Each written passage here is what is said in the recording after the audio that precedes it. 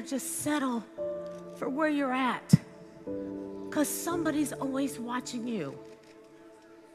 Somebody's always looking up to you to see what more you can do.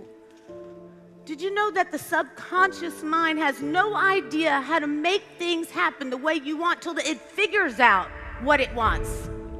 And you can't fix something from the same consciousness that created it.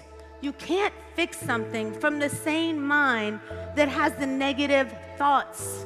The brain does not know what to do unless you know first what you want it to do. That's why you can't get where you need to go, because you haven't figured out what drives you and what it is that you want. Or maybe you have, but you haven't put it into action. Knowing what you want while you're alive makes all the difference in the world. What is it that you want? Why are you alive? Why are you alive? Because let me tell you something, the only time you'll ever figure out what you want is when you know what you're willing to die for.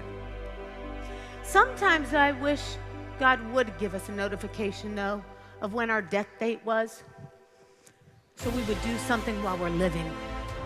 So we would do something while we're living.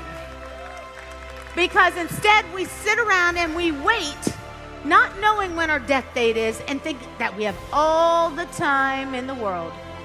We can do so much more with life if we do it now. If we do it now, why get a notification? You can't skip the process. You will not be the first person that we've ever known that gets to skip the steps and the process in order to succeed. Working hard for someone we don't care about is called stress. Working hard for something we love is called passion. And only take advice from people that you'd rather trade places with.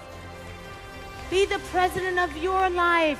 Take responsibility for your life, because a year from now you'll wish you had started today. A year from now you'll wish you started today. Good things come to those who wait. I hate that stupid old saying. Good things come to those who work their asses off and never give up. Never give up.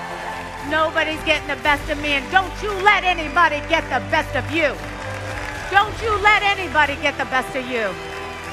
This is our number one rule in life. Lala's like, this is good, and she knows how crazy I am about this. If you can't build with them, don't chill with them either. You could change your life in 3 to 6 months. You could fire your boss if you wanted to.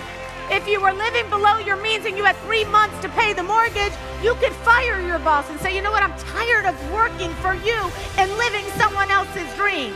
There is a process to building you so you can get to a point where you can actually handle the platform of success that you're given, that you earn from God. That's when it happens. There's nothing worse than reaching some place that your character can't keep up with. You know, and it reminds me what Helen Keller once said. She said, the only thing worse than being blind is having sight but no vision. Many of us have sight, but we take it for granted.